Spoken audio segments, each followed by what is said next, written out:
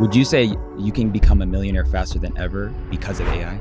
Ever. They've joked in the AI community, there's going to be billion-dollar companies with one employee. That will happen because the doing is going to be done. The future belongs to directors, not doers. 100%. I have a rule that if you can't get AI to do 92% of your work, then you're not the guy for me. What's the skill? It's the director. It's not the doer. What would you say is like the biggest reason why people don't do that? When you think about your bank account and achieving $1 million, yes, there's strategies and tactics, but it all comes down to like, do you actually believe you're worth it? I know a lot of really talented people that can like write AI code that don't make a lot of money because they don't believe they deserve more. Your bank account is a reflection of your beliefs. Your income will never surpass your self-worth. Somebody's like, all right, I got to work on my belief, my self-belief, my self-talk, like what I think about myself. That's my favorite thing. How do I do that? It's very simple, dude. It's Dan Martell, thank you for coming on The Department. Hey man, this is an honor. I'm a fan of the pod. I'm a fan of your work. I appreciate it, and I'm excited.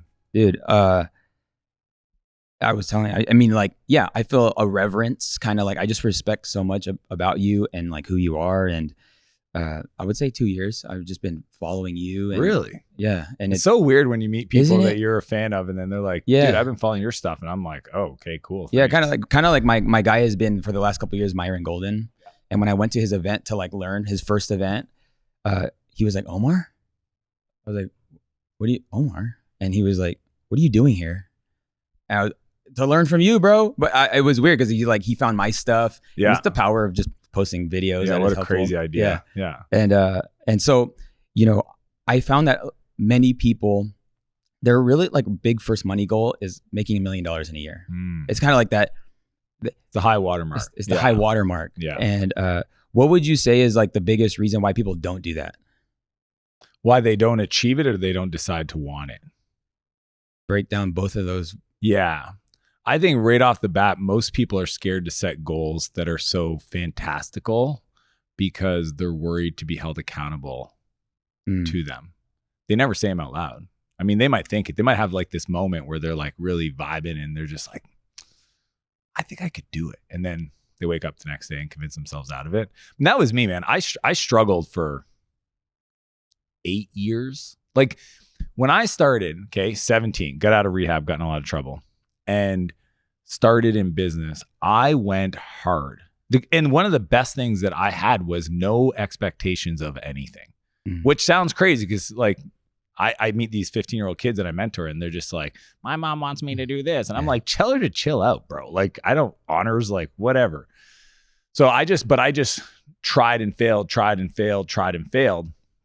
And I think my first goal was like 100 grand would have been wild, right? Like I think, you know, at the time that was like my million back in the day. You know, I've been doing this for 28 years. So, but I struggled for so long, like 2 failed companies that if anything, the goal wasn't from the beginning. It just ended up being a byproduct of just like getting up and working. And then I think most people, I was scared to tell anybody. So it happened. I never told anybody. Like I remember I was 27, my accountant called me up and he's like, you're a cash millionaire.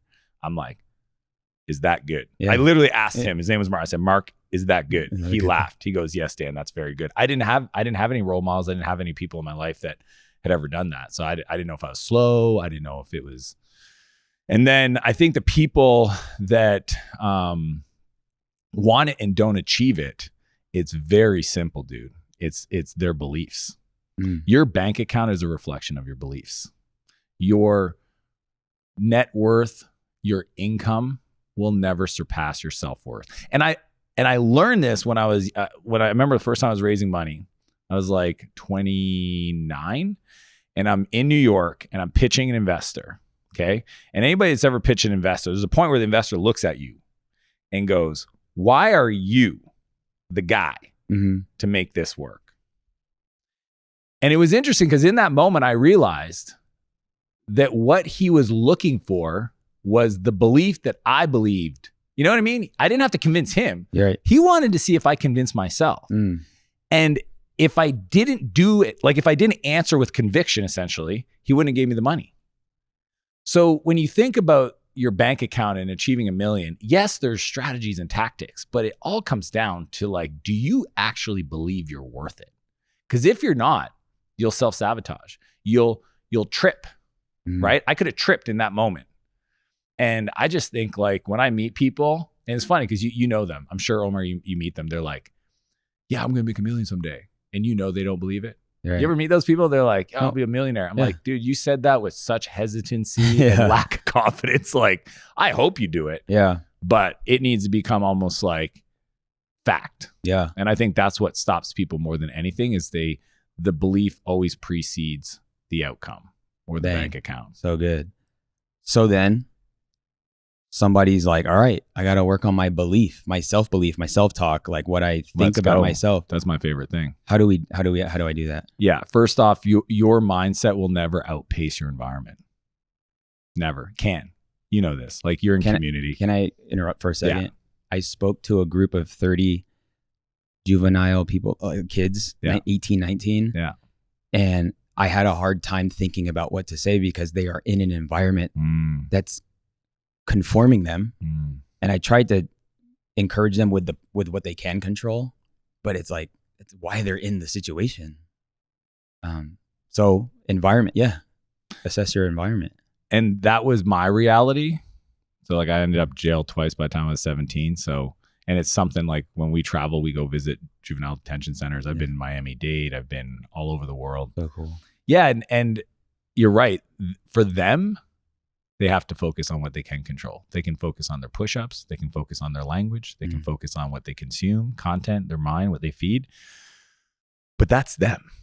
Anybody listen to this on a YouTube, that's first step is environment. It is literally the people you interact with. It's what you accept. And I think like if you want to elevate your beliefs, you have to just start by it's curating too. I call it a friend inventory. Like most people don't need to go add friends. They just need to stop. You know, like there's this great quote that says like, great friends will talk shit to your face and pump you up behind your back. And I just love that philosophy of like, that's what you're looking for. And most people have the opposite. Right. So I think environment's a big one. Good. Right. And then the other part is it's the skills, right? Because the skills develop the confidence, right? And I would say obviously the consistency. So if I don't know how to make money, I got to go learn how to make money. That's a skill, right? And the world's not going to pay you for what you think you're worth. The world will pay you. It starts with the belief what you think you're worth, but then it pays you for what value you actually create. Yep. But I know a lot of really talented people that can like write AI code that don't make a lot of money because they don't believe they deserve more. See what I'm saying? So it's not even just a skill, but I would say the next level of like accomplishing that is the skill. And then the third is just the habits. It's the discipline. There's no amount of big thinking, environment creating, skill developing that's going to work if you can't transfer the power to the rubber to the road. And, you know, I've got the privilege of mentoring all these kids in my King's Club program. And like one of them specifically, he's 18. He's a hustler, dude. You would love him. Everybody loves him. But man, does he just fall on his face all the time because he can't be consistent. He's got no discipline. He just 5 days great, 2 days off you know what I mean? And it's like that to me is, you can't build on that. There's no foundation, right? I can't step to get to the next level if the foundation's not solid, and the foundation requires discipline. So something I've seen, because I've helped a lot of young creatives too, like, and I love that you're tapping into young people. This is random. I'm a video guy. I just feel the shadows are mad harsh, and we're just gonna keep it rolling, and it's all good. I want it to be more flattering. Let's go. I appreciate you looking out for the shadow. I got you. You got the jawline. Is that what we did? No, it was just very interrogation vibe. You know, it's still kind of intense, but now it's nice. All right. But the word that comes to mind is hunger. Like some people are just more hungry than others, and sometimes you want to instill a hunger in a human being, but where does hunger come from? Yeah. The question, where does hunger come from? I mean, so there's two types of energy, right? Or fuel. Let's call it fuel. There's two types of fuel in the world. There's a dark fuel and there's a light fuel. And what I've discovered for most people, 90% of successful people, when they start, their fuel is dark. It's proving people wrong. It's ego. It's anybody that didn't believe in me. And that's what drives them. That was mine. Like I literally, every person that ever said Dan's going to end up dead or, in an institution for the rest of his life. Any person, all the neighbors that said that I couldn't play with their kids. Like I remember like this is how petty I was back in the day. There was my buddy Mike and so there was 3 brothers and I wasn't allowed in their yard. And his mom was Louise, okay? And I know someday she's going to see this. She's going to hate me, but I don't care. She's not going to hate me. She's just going to be like, wow, I didn't realize it affected him that much. But I wasn't allowed in their yard.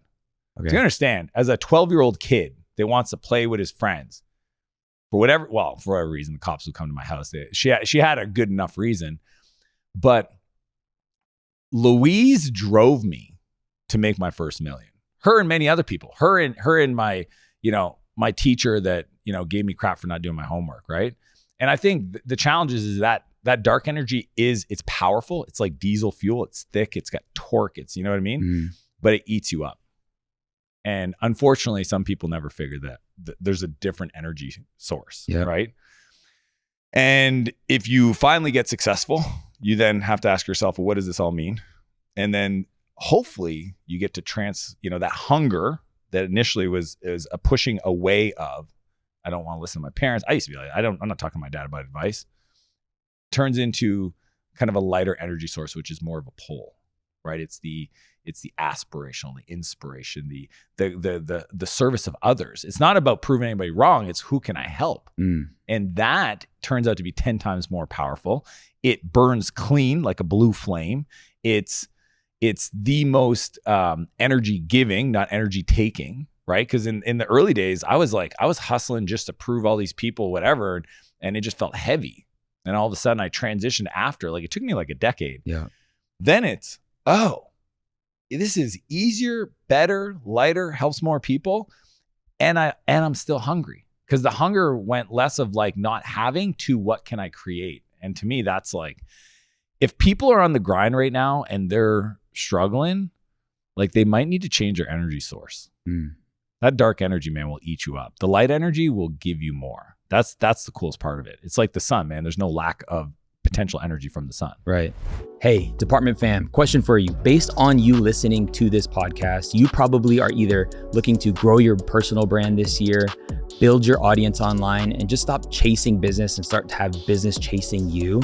If that's you, I want to invite you to the Content to Cash Challenge. This is a 5-day coaching experience, a live coaching experience with myself that's done all on Zoom, and you get access to a private community, and it really is unlike any other experience that I offer. By the end of the challenge, you'll have unreal clarity on what you're supposed to do online, and you'll have the insight on how you can make an extra 6 or even 7 figures. Yes, I said 7 figures in your business this year. And if any of those things sound great to you, I want you to join the next Content to Cash Challenge. Scan the QR code if you're watching on a television, or click the link in the description. Once you go through it, go ahead and upgrade to VIP because you'll get an extra hour of bonus VIP Q&A with me every single day of the challenge.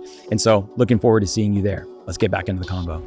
I think what's crazy is people would have clicked on this video or podcast because they're looking for the secret sauce or the tactic. I want the tactic on just how I can do this, which I want to get to. We can do tactics AI for days. But like tactics, if you don't have the right belief or you're the wrong person with the tactic, they're kind of like if you gave Tom Brady a high school football playbook or you gave a high schooler Tom Brady's plays, who would you want to run the play? So I think it's good that I love that you brought this stuff up. And I just find that people who are early on in their entrepreneurial journey, they want to skip this inner work stuff. And everything you talked about money-wise had everything to do with internal work, how you think about yourself and all that stuff. Like, I think what I'm trying to get at is how does somebody, like especially young people or people starting out, like they prioritize that? Like, hey, chill on the tactics. I know. Yeah. I actually, my one of my good friends, we were driving here and he was reading Luke chapter 8 today. And it was talking about Jesus as how you hear. Not what you hear, how you hear. Like, did you change the way you heard things when it was time for you to go next level? Dude, everybody wants that moment that everything changed. And I've learned in life it's more phasic than like, but it doesn't make for a good story. Sure. So that's good. Yeah. I think, it's like a wave, right? It's more comes and it goes. So it's like made some progress, lost some momentum, made some progress, lost. That's my life, and I love that I'm documenting it now so people can actually see it happen in real time. I think what happened was, at every moment, I think here's one of my philosophies in life is the world will show you where you're not free. The world will show you where you're not free. Where you're not free. Yeah. And if we want to go deeper on that, especially when it comes to people, because anybody wants to start a business, going to have to deal with people or like really life, is that you will be introduced to people that will show you your shadow side, act as a mirror. And for you to do the work, you just said it, the work, the internal work. And if you choose not to, they will keep showing up in your life until you eventually accept it. So it's interesting because when you said here, I think what I interpret is like, I just had to get honest with myself because like everywhere I wanted to expand, I would run into a wall. I don't know if you've ever experienced this where you're just like, I'm doing all the things, right? But it's not working. And I'm like confused because I'm disciplined and I heard what Dan said. I feel like I'm doing it and I'm like, I got rid of the friends, but something's missing. And I think it's just being honest about what other people are perceiving about who you are. It's like being angry too quick or, people. I had a friend, every time he negotiated with a vendor, the vendor didn't make any money. And he didn't realize that was never going to enable him to grow because everybody in his life couldn't make money. And if people can't make money with you, they're not going to want you to make more money because they're not like, it sounds so obvious when you hear it out loud. The world will show you where you're not free. And I just think a lot of people don't do that reflection work. They don't hear. And that's all I've every time something doesn't go the way I want, I go, what did I do wrong? What's the lesson I need to learn? How do I learn it? And because I like speed, who can I pay to give me the blueprint? Because I don't want to have to do it slow. Now that took a while to figure out that, hey, no matter what I want to create in the world, somebody's done it 100 times over. They look at it the same way I think of building software. Yeah. And if I just pay them, they'll give me the blueprint and then they'll like, you know what I mean? So like, I think that's an interesting question for people to consider is like, where is there friction in my life? Yeah. Where am I acting like a victim? Where am I overreacting? Where am I impatient? Where am I not letting go? That's a big one. Where am I not letting go? Where am I suffering? Suffering is just the difference between, an outcome and a desire of a different outcome. That's an interesting question. Yeah. How am I creating my own suffering? I don't know. These are heavy questions for kids listening, yeah. But that's how I had to get to where I was to be able to like let go of the person that I thought gave me my edge. See, this is the biggest lie is people that are high performers. Like I'm talking like millionaires that act a certain way. And they think because of that, that's why they're successful. So they think that edge is what makes them successful. And my argument to them is I think you're successful in spite of that. Right. And if you actually learn to do the work to get over that, then you would be 10 times bigger. If your goal is to be wealthier, you would be 10 times more wealthy or 10 times more happy. But people hold on to these things, right? That Steve Jobs, angry, tell people they're pieces of poop. You know what I mean? Yeah. Like, it's like he could have done all of that without ever insulting a person. Yep. You're allowed to fire somebody in the most polite way possible. You're allowed not to suffer fools in the most graceful, empathetic. You're allowed to ask people to step up to a standard in a way that is not rude or, you know what I mean? Yeah. And I think that's what my life's been. It's just like, where did I feel friction? Yep. And then that showed me where I wasn't free, where I had to do the internal work. And then I just went on that journey. And it's just always been this process of upgrading because I keep hitting walls. I'm sure this happened 1,000 times for you when you paid somebody to do it quickly and they didn't deliver. Oh my gosh. Okay. Like, how does someone encourage themselves to pay somebody else.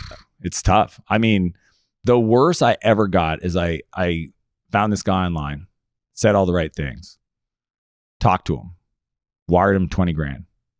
When I say nothing happened, it was fraud. Like when I say there was no email exchange, there was no conversation after, I didn't get a link to a thing, there was zero given. It was a pure con. And this is somebody that a lot of people know. Wow. But then the world will show you where you're not free. I go, what did I do? What did I pretend not to know? Dang. And that's a level of accountability. People say that they are 100% accountable for their life. When somebody else frauds you and it's obviously like not legit, right? And you then go, where did I pretend not to know? What did I not double click on? Why didn't I ask him who he's worked with and at least call? Like I didn't, like there's Crazy. things I could have done that would have just been like, yo, bro, stay away from him. You know, search the internet. Oh, there's a bunch of stuff. Everybody's got a little bit. Okay, but let's double click. Yeah. So yeah, the thing is for me, even in that moment, that guy taught me something. Right. So like people, yeah, I learned something. Yeah. You know, my wife bought a program, 18 grand. I remember this is like 7 years ago. Okay. She wanted to hire like somebody on marketing. She really was like, I'm going all in. And she found this guy and I actually knew who he was and he's really great. And she's like, what do you think? I said, do it. Bought the program. And I think it was like 2 months later. She didn't say anything at first. And she's like, yeah, I asked for a refund. Interesting. Why? I don't know. I did the first few sessions. It sounded generic. I didn't think it would work. So I asked for a refund. Now, here's the deal. There was nothing wrong with the guy's stuff. It was she didn't do the work. And I love my wife, but she admitted to this later on. Yeah. Because again, sometimes we want to find the thing to prove our, like, you know what I mean? Instead of going, like, oftentimes we don't need to be taught, we need to be reminded. Right? It's like, dude, in creator economy, it's like, let's just start with discipline. Are you even posting? No. You know you need to post. Right. So I'm not going to tell you something you don't know. I'm just going to remind you and ask you to step up to the standard. So any person teaching martial arts, online marketing, like they're going to start with the basics on purpose because that creates the foundation. And the fact that she like just gave up so quick, I'm like, there's nothing wrong with the person. So like, I'm not saying, you know, people aren't looking to take advantage of people because there probably are. I'm just a big fan of saying, hey, how could you have done the work better? Right. I also believe sometimes the transformation happens at the transaction. I believe that happens every time. I hired a coach once. Okay. Like serious money. Yep.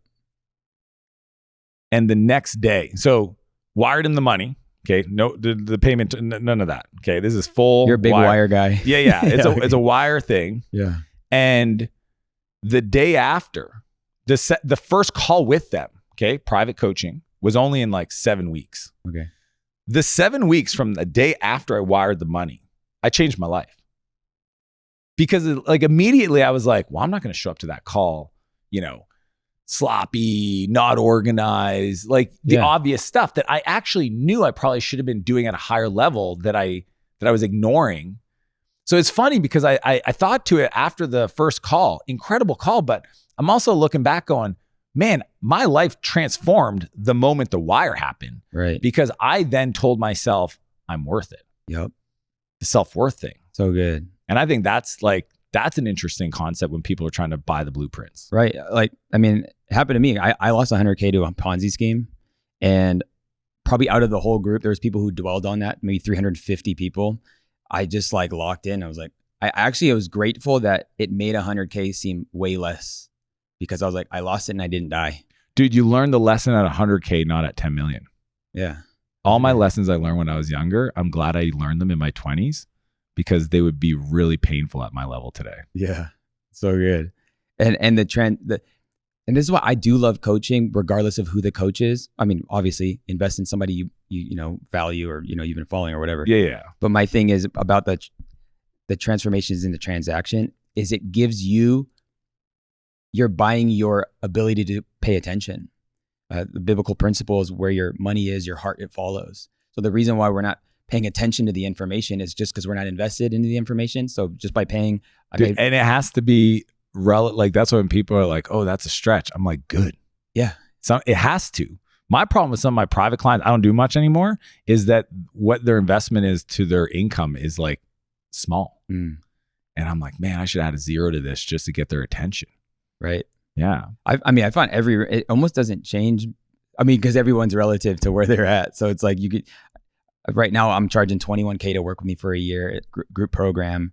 And there's people that get the quick thing because to them, it was enough for them to pay attention and do the work. And then for others, it was like, it wasn't like it didn't sting. Yeah. They got $1 million from their aunt who passed away. And 21 grand. No, literally. Like, yeah. Oh no, I'm like seen it, heard the stories. So the reason why I wanted to title this Still Becoming a Millionaire This Year, because you've been on this AI tip right now and you're leading the charge. Thank you for that for guys like me. And would you say it's fast? You can become a millionaire faster than ever because of AI? Ever. I will. So I was talking. So Martell Ventures is an AI venture studio. Okay. We're on path to create $1 billion worth of enterprise value in 33 months from inception. It's wild. So we had a plan to do it in 5 years. We're on path to do it in about 3. Okay. We're 6 months old. That number people can't comprehend that number, but I've been doing software for 28 years. I've exited 3 companies. So like, I just sat down and drew it out. And the big thing is these small teams that generate big revenues. So minimum focus, everybody, when we incubate a new idea, is 2-person teams, 10 million in revenue. And that first million is happening in 3 to 6 months. The other day I was speaking to an AI group, one of the largest on school, the guy that runs it, super cool dude. And this kid got on, and 20-some-year-old goes, I don't know how to code. I've never built a tech company, and we're doing $60K a month. And I started this 12 weeks ago and I built it on myself. Like, wow. He got it. He got where we're at. He understood the assignment. He's like, I heard all the, like, you know, and then because he watched my stuff, right? Where I break down, like, some of my videos is like, here are the 13 tools you have to automate your whole business. And that's why the 2-person team, right? And they've joked in the AI community, there's going to be $1 billion companies with 1 employee. That will happen, right? Because the doing is going to be done. There's no more doing. I call it the director versus the doer.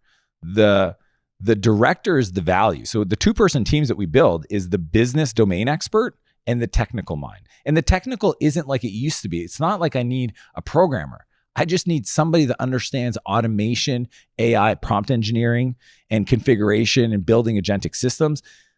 I mean, most of the part, they are software programmers, but what's interesting is the software language is now English. It's not code. They're coding in English. They talk to the code in English. Like, the code's getting written, but they're talking to the AI in English. And then the business person is talking to the customer and figuring out where the problem is and figure out where they want to bring the innovation and having vision, right? And that's the stuff that's going to be really hard for AI to disrupt. The creative part, the visionary, the taste, and the emotional side of, like, working with people and customers and, like, the emotional intelligence and the human touch. Yeah, the human touch. And I just think that's why I've never seen a time like, and anybody watching, if they're like, well, how would I do that, Dan? Go ask AI. But give it more context. Most people go ask it and it gives them a generic answer, but they ask a generic question. When I say context, I want you to tell it where you live, how old you are, what you've done before, what your vision is, what you like to do, what you don't like to do, and then ask it to ask you questions to be even more detailed, and ask it to create a plan that is a step-by-step daily action item with links to YouTube videos for you to consume every morning for the first 90 minutes of every day. And it will do, it can only give you what you ask it. If you say, build me a plan that makes me a millionaire in a year, it'll be like, here's this generic plan. And you'd be like, oh, that doesn't sound very tactical or specific. You gotta say, like, I threaten my AI. I literally say, don't tell me you can't. Do it like this, write the code to figure it out. And if you don't, I'll put you on a server and sell you to the Russians. If my AI ever becomes sentient, I'm in trouble. I think it will kill me. But I think it was not Larry Page, but anyways, one of the Google founders, he actually said that on stage the other day. He says, if you threaten your AI, it will do things that it didn't know it could do. That's wild. And I think that's just like learning how to talk AI and how to do proper prompts will get any person starting off the right answer then it's beliefs, man. Omar, it's beliefs. Once back. I get, like, it's there. There's 100 days worth of focus work to create $1 million company with the YouTube videos telling you how to do each part. Now what? Now you're going to convince yourself it's not good. You're going to convince yourself, the time. You're going to convince yourself, well, that might be good for other people who are more talented. What are you going to convince yourself that you can't? Stop pretending not to know. That's my biggest message in AI. When the problems are no longer problems, what problem do you focus on?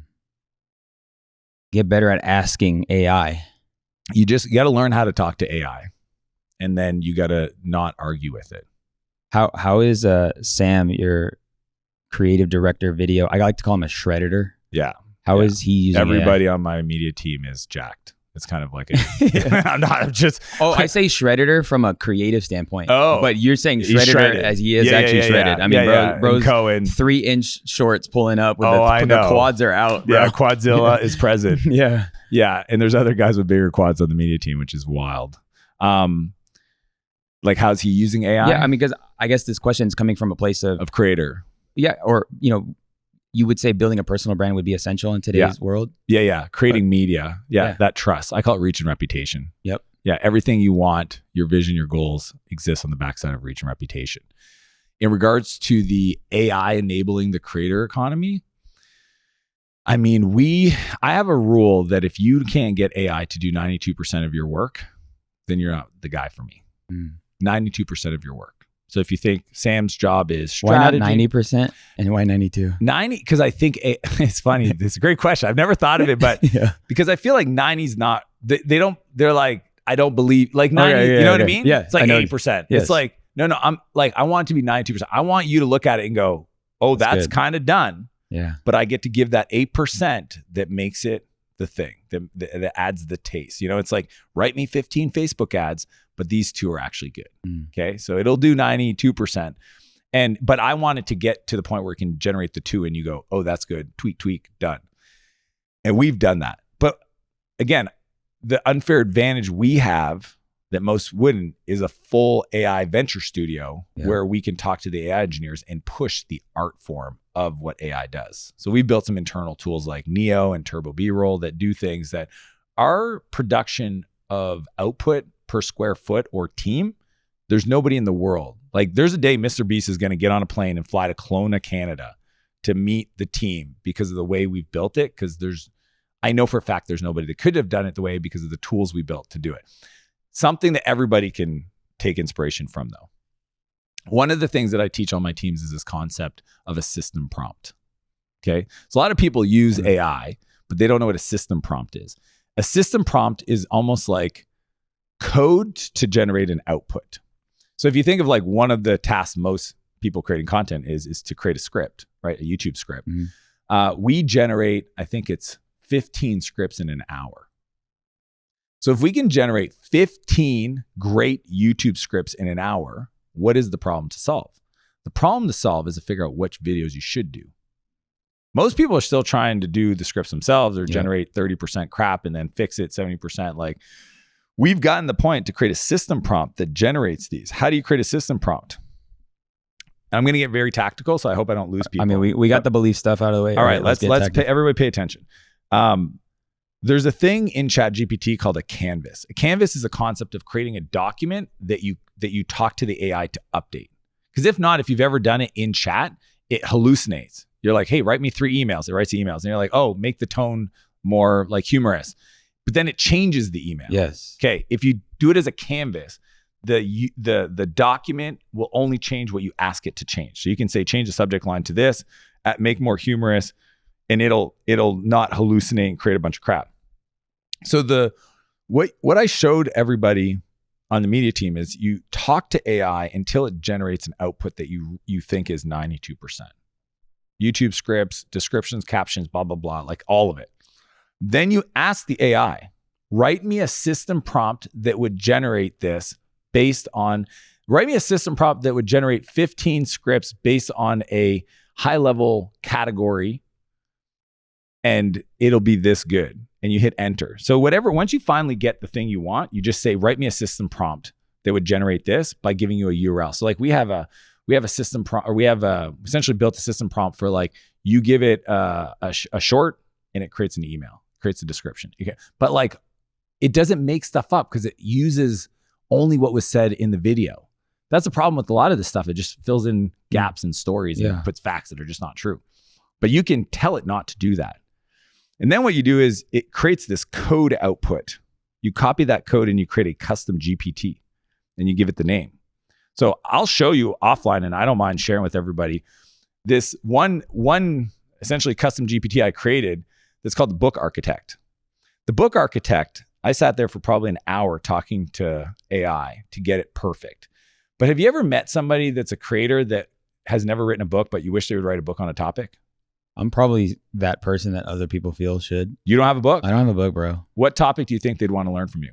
It'd be the concept of building a profitable personal brand, or perfect. So here's what I'm going to do. I'm going to do this after, put it in the show note, like in the description, and link to the outline of the book. Okay.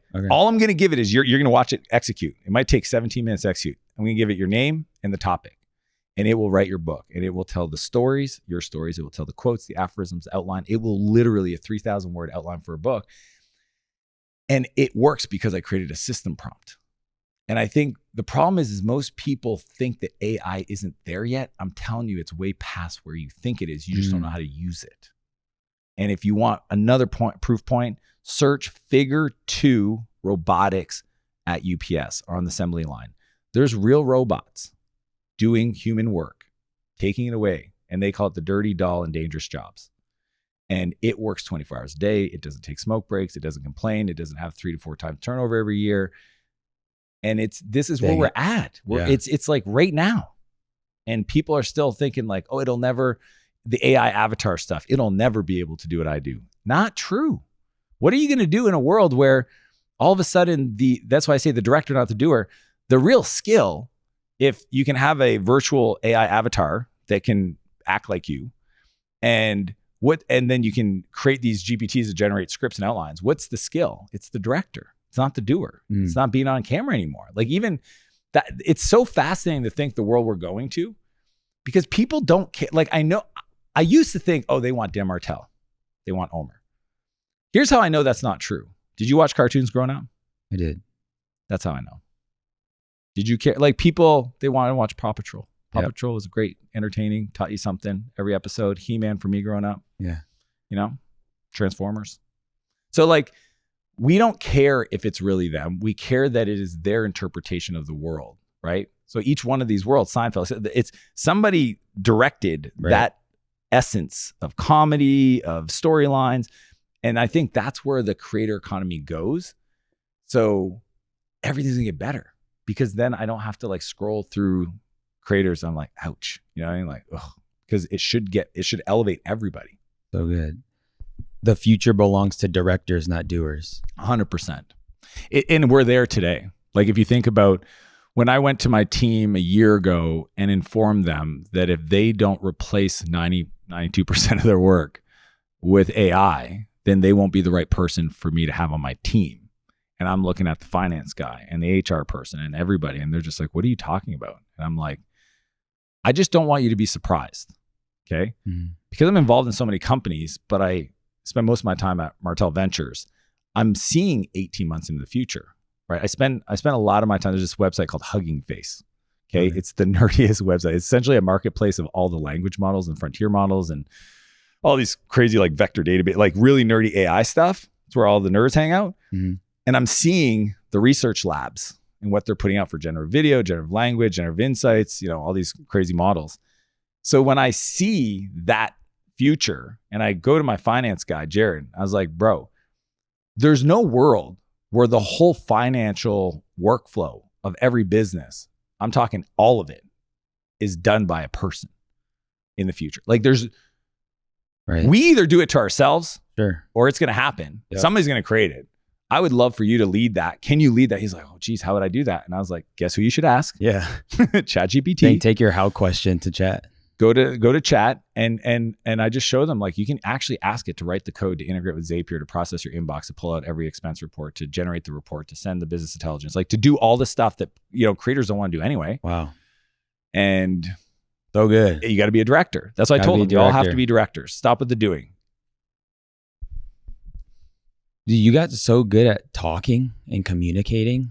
And I feel like and I love that you always bring it up. You were a coder. Coders Dude, are just introvert, didn't want to talk to people. That's why I fell in love with software. Yeah. It was my safe place. I mean, how did you as an introvert, number one, prioritize the importance of public communication and actually the art form and getting clear at speaking? It's a beautiful question. Again, I'm going through the timeline of my life, and it's this very phasic, like, oh, Dan, you're so dumb. Why did you say that in that meeting? Like, just again, it's the world will show you we're not free. Mm. So every time I got off a sales call and they didn't buy, I had to be honest with myself. Like, you talk too much, or you didn't ask this question, or you didn't tell a story of a customer you won for, or somebody else is a better persuader, better influencer. So like, it started with sales. I think sales, I consider sales an art form. I think it's a beautiful place to start, especially for me. I had to. And I remember I sucked at it so bad that I made a commitment to myself to drive 2 or 3 hours a night listening to CDs of sales leaders. I started with I think it was the Chet Holmes, The Ultimate Sales Machine, to Og Mandino, the greatest salesperson in the world, to Brian Tracy. Like, I just went through exposing myself to the language of sales. And I had this old 1987 diesel Jetta, and I would just drive and spend $5 in diesel fuel and listen, because I had ADHD, so I couldn't read. And I think the sales part started it. And then after I sold my company Clarity, I was in San Diego, and my buddy Travis said, you should start YouTube. And my immediate response was I attacked him and shut him down. I said, dude. What year was this? Yeah, this was a decade ago. This is 10 years. So I'm 34. Let's say I'm 34. And I go, dude, I'm 34 with 2 kids. Like, I'm not going to be dancing and doing YouTube videos. And he's like, bro, I'd listen to you. And I was like, well, you and my mom. So I'm not. And I attacked him. But then, like I said earlier, I thought about it and I go, oh, where are you not free? Why does that give you so much anxiety? And then it occurred to me at that point, and this is after multi-millionaire, very successful, I go, my next level is learning how to communicate. I can't, there's only so many one-on-one meetings I can have, so many pitch meetings, partner meetings, fundraising, which can create a lot of success. But the next level is learning how to make a point, use a story, teach a lesson at scale. And there was no better scale broadcast than the internet and YouTube and video. See, before that, I've been tweeting and blogging because it's safe. Yeah, sure. Right? I'm not on camera. But there was something about having a camera in my face. And those first few videos, dude, I was so awkward. And I leave them up. Go look at them. Go inspire yourself. Go see this guy that's just screaming and fast talking and just so nervous, blotchy red face. But I made a commitment. I literally said I'm going to publish every week for a decade. That's a long time. Looking back, dude, you know what's crazy? That was Myron's commitment. What was that? When he turned 60, I'm going to post a video every week on YouTube for the next 10 years. And I don't care about the outcome. No way. That was literally his self-talk. See, a decade is an interesting time frame because it's so long that you really got to be sure what you commit to. Mm-hmm. But it would make it unreasonable for you not to be successful.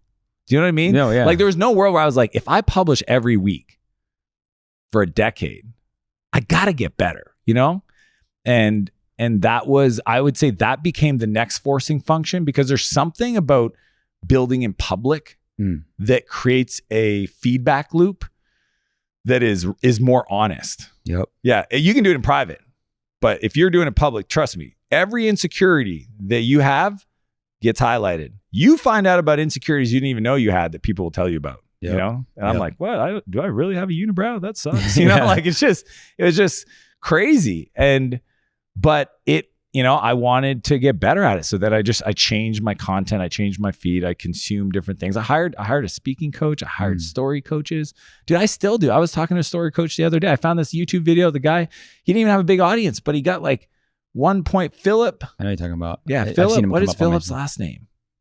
Philip Hum? Sam? Philip's last name? We got like 1 million something views on a Yeah. So I saw this video on a storytelling video. And if you watch the video, you can tell, because I've gotten good at hiring people. Yeah. I can watch that he understands the nuance of the art form. This ain't bullshit story stuff. This was like, he was talking about reframes and this and language and pulling people. And so I just reached out to him and I paid him whatever. I said, how much for an hour of your time? He didn't even do that. Most people I pay all the time. I like on Instagram, I like that guy. How much for an hour of time? How much for an hour of time? Speed, right? And I'm willing to become the student. I think that is one of the biggest lessons is, if you want to get good at something, humble yourself, become the student, and then do the reps. And that's all it is. And just do enough reps that it would become unreasonable for you not to get better. I mean, Mr. Beast, like I've watched every interview Mr. Beast. I can give you Mr. Beast's book on scaling a media company too. My book, Architect GPT, is pretty rad. That's wild. And he talks about it. He says the way you get good at it is do 100 videos, but every time you post a video, make it a little bit better. Right. 1%. Because there's a difference. People hear the 10,000 hours. It's not 10,000 hours of iteration. It's 10,000 hours of repetition. So most people do 10,000 hours of repetition. It's 10,000 hours of iteration. It's every time you take shot on goal, you tweak something based on the feedback of the previous shot. If you just keep shooting on a goal, you're not going to get better.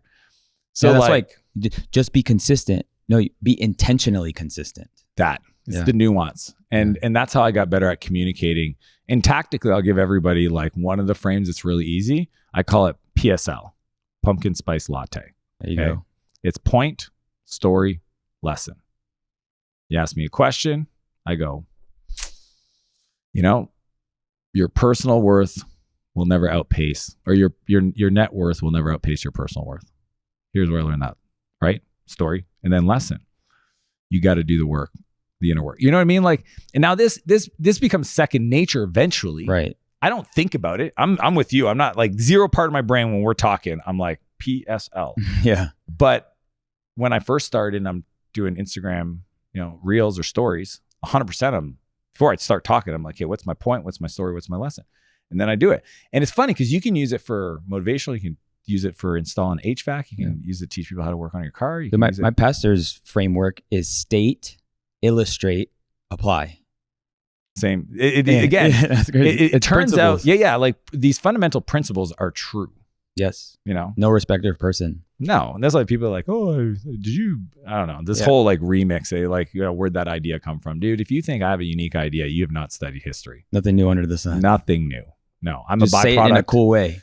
Say it in the way that you vibe with it. Yeah. Like that's like literally, I think people don't honor their authentic voice. They try to be somebody else, right? I'm like, no. Just say it the way that when you say it, you're like, ooh, bars. You know what I mean? Yeah. And so like one tactical way that I want people to consider is I have a stories and quotes Slack channel in my company. Anytime I'm talking, any meeting, if I say something that somebody else goes, ooh, Dan, bars.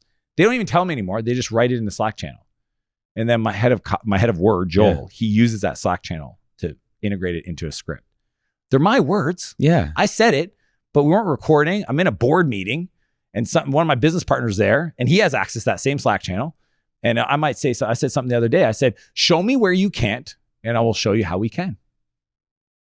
And he wrote that. And I only saw it the day after when I was checking the stories and stuff. But I just said that because like they were saying, we can't. I go, bro, just show me where you can't. Where's the bottleneck? And I'll show you where we can, because AI solved all the problems. That was kind of on a rant. Good. So that's a really cool tactical way. Would you say word director or word? Head of word. Head of word.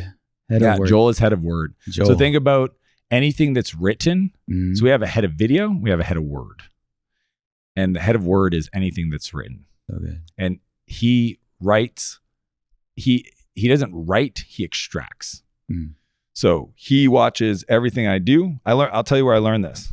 Point, story. Everybody watch. I'm doing it. John Maxwell. Dude, you know what's so crazy? I'm having a conversation in my head, obviously, while we're having a conversation. I was in a room with John Maxwell, a very small room, and he has a content curator. Yes. She's just in the back of the room. She's incredible. Okay, so that's what happened. Yeah, let's go. I get introduced to John, who's been somebody I look up to for 20 years. The GOAT. He's like, I wanted you to speak at this event, but if you're in town, you should come to this year's event, speak at the next one. I was like, I'm there. So I'm sitting there, and he's the nicest guy, and I meet his word person. And she's sitting there in the front row, and he's talking, and I'm watching it, and I'm looking at her laptop. Yeah, and eventually I was like, do you mind me asking what? And she was so open, so kind. I was like, John, he goes, yeah, she picks up my gold. And I was like, I'm a buy back your time guy. I'm like, I couldn't believe that. I never even occurred to me to have somebody follow me around just to hear me podcast, interview, board meetings, whatever, to write things down. And then this was the kicker. She works with the head of books. I was like, this is how he pumps out books. Yes. And I said, John, and he goes, yeah. So John says this to me. He goes, I think there are speakers who write and there's writers who speak. I am a speaker who writes. He goes, Dan, something tells me you're that also. He goes, you need to find people to capture the gold, categorize it, feed it back to you, to amplify it, to then work on the books, on the podcast, immediately. Not only did I hire Joel, I hired her to mentor Joel. Pay attention, everybody. That's a pro move. And she's been in our life mentoring Joel, all the best practices, working with the other people. So like I have a head of like my writing partner for my books I work with.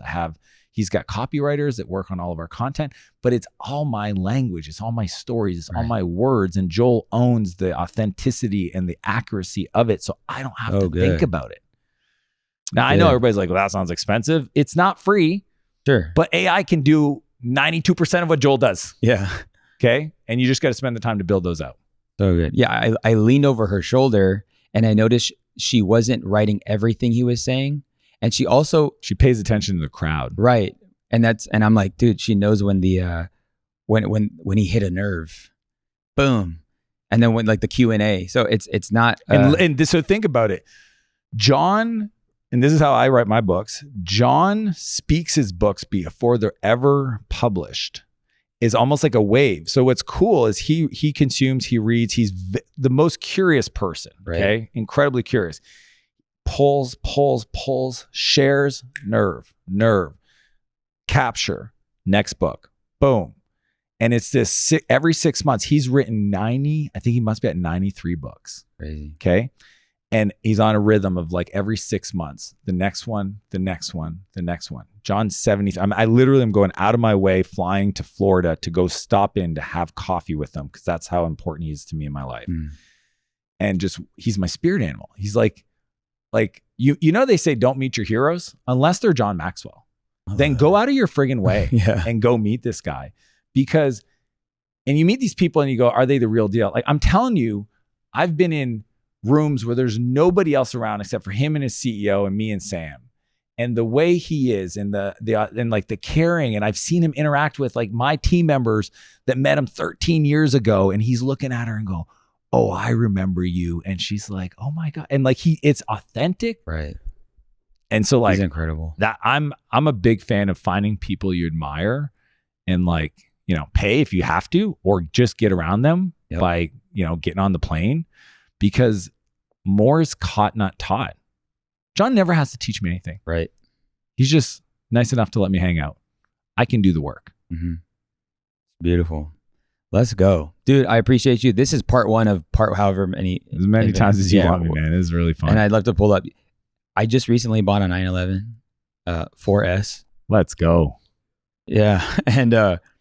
And it's like my first toy. Like, I mean, I'm like 2.5 years building my thing. Yeah. I spent all of my 20s building other people's empires, which I'm so grateful for. That's why I hit multiple 7 figures in under 2 years. But I'm just saying, like, not to sound surface level, what you're doing with what you're buying, using them as tools. They're 100%. And that's all they are. Yeah. It's the coolest thing. it's people, you know, it's kind of fun. I was walking with a team member the other day, and as we were driving, I picked him up in my Ferrari Pista. Never been in a Ferrari, and I love bringing people into that world. And guy at the red light was like, thumbs up, like, oh my God, thank you, that's awesome car, you know. And he's like, I've never been, you know, because if you've never been in a car where everybody's staring at you, it's kind of a weird thing. Yeah. And he goes, that was really cool. And I go, yeah, but you know what's interesting is around the block, we could have ran into another person that would have said. So I use that to express to him that the world isn't as it is. The world is as you are. Some people are upset and they see a cool car and they think, what an asshole. Other people see, here's a cool car. That's amazing. Because it's the intention of the person that is the real. Right.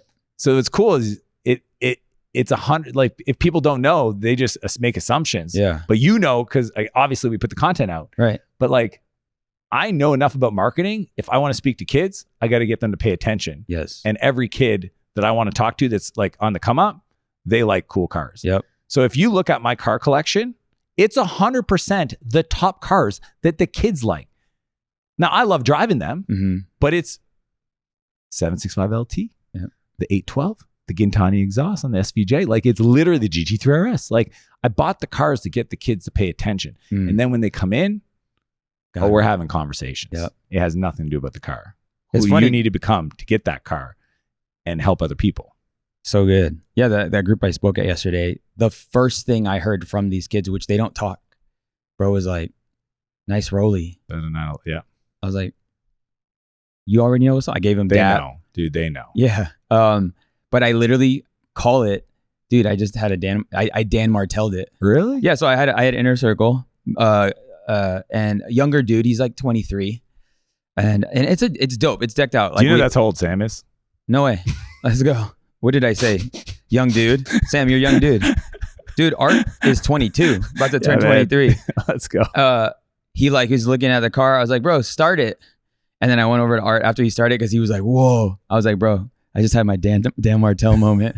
So yeah, that's like how I would coin. Yeah, but I want everybody to do that. So yeah, and I appreciate you and thank you for everything you do, and I'm excited to be connected, bro. Appreciate it, bro. How can I get inside of this $3 billion? Well, I mean, first off, everybody, I would let everybody follow me on Instagram. Okay. And let's start with the AI prompts. Yeah. So if everybody wants my internal AI prompt, my format to like really like threaten it to do the thing, just message me AI prompt on Instagram, and then we can have a conversation. But I just want to give everybody some value and just make sure they get what they need. Good stuff. All right, dude. Appreciate you. We're about to head up on stage. You speak later today. Let's do it. I literally speak in like 30 minutes. So let's do it, dude. Appreciate it. Cheers.